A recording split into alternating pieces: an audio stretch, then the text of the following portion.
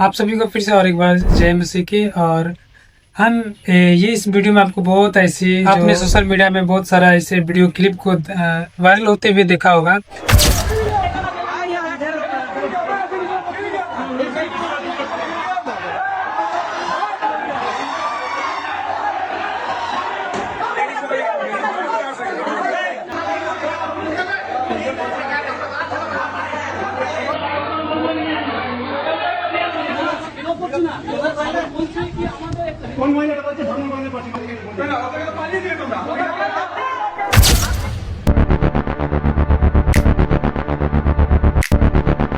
फिर चर्च में, जहाँ पर चर्च बन रहा वहां पर फिर जाकर के चर्च को तोड़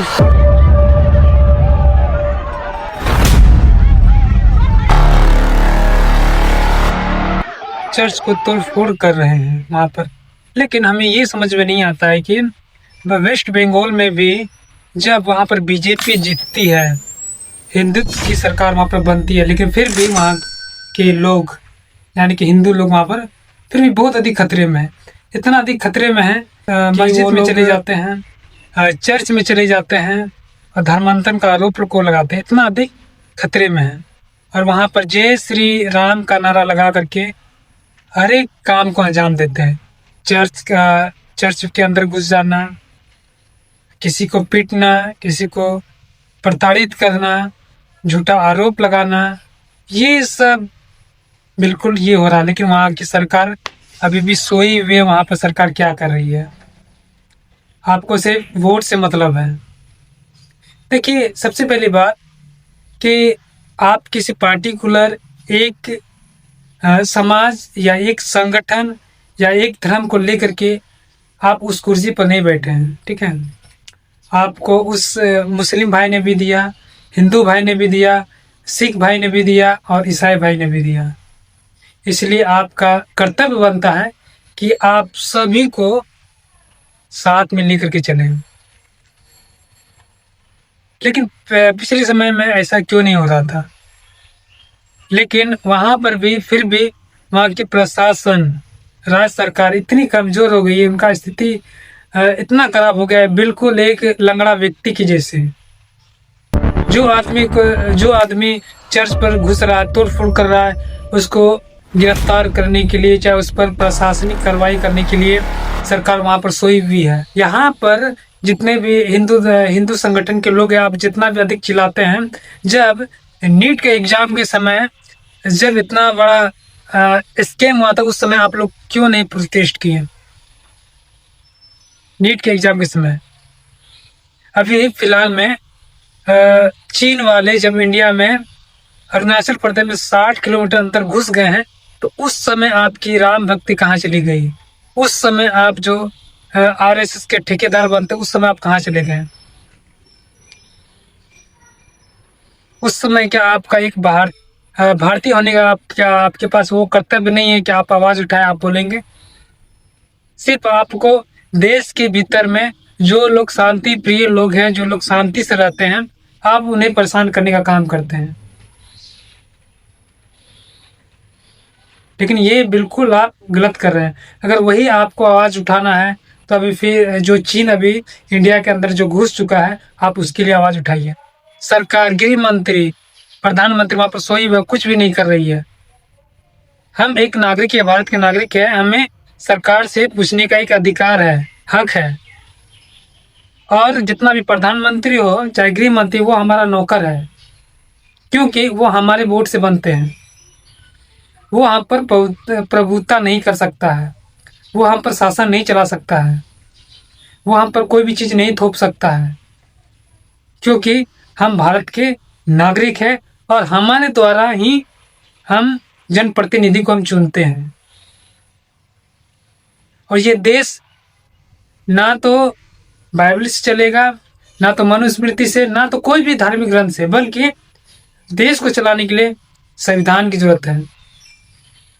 और संविधान के दायरे में रह करके ही हर एक व्यक्ति को, चाहे एक प्रधानमंत्री हो, चाहे एक राष्ट्रपति हो, चाहे एक गृह मंत्री हो, सबको उसी के अनुसार चलना पड़ेगा।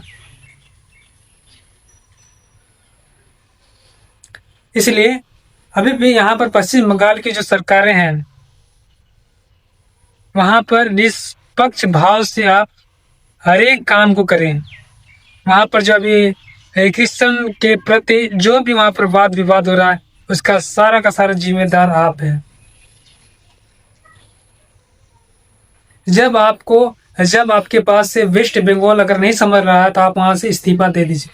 सीधी सिंपल सी बात है। यहाँ पर मसीह भाई, चाहे आप जैसे कि अनुच्छेद 15 कहता है हर एक व्यक्ति को धार्मिक स्वतंत्रता की आज़ादी है। क्या भारत में सिर्फ हिंदू लोग ही पूजा कर सकते हैं, प्रार्थना कर सकते हैं और ईसाई लोग नहीं, सिख लोग नहीं, मुस्लिम लोग नहीं? ये बहुत बड़ी भूल है।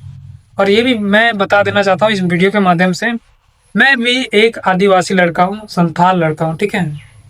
और सबसे पहला बात कि ये मेरा आदि से शुरू से लेकर के अब तक हम यहाँ के वंशज थे, जो कि सबसे पहला बासिंदा हम हैं।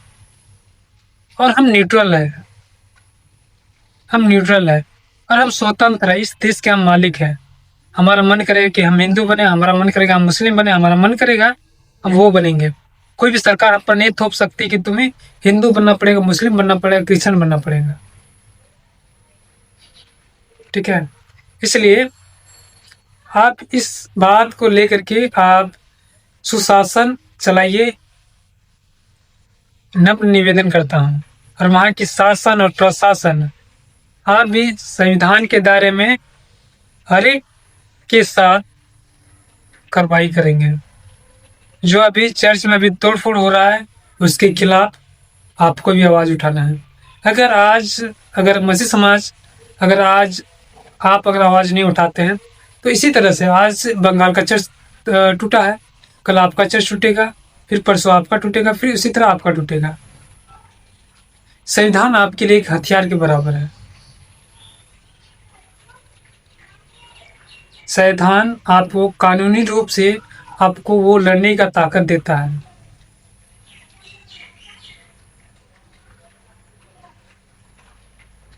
और सबसे पहले चलिए आप इस छोटा सा एक जो वीडियो क्लिप है, खास करके वेस्ट बंगाल में जो बहुत अधिक जो क्रिश्चियन को सताया जाता है, प्रार्थना के दौरान कहीं बीच में घुस जाना, फिर बीच में फिर हमारे विभिन्न राज्य में भी हमें ऐसा देखने के लिए मिलता है।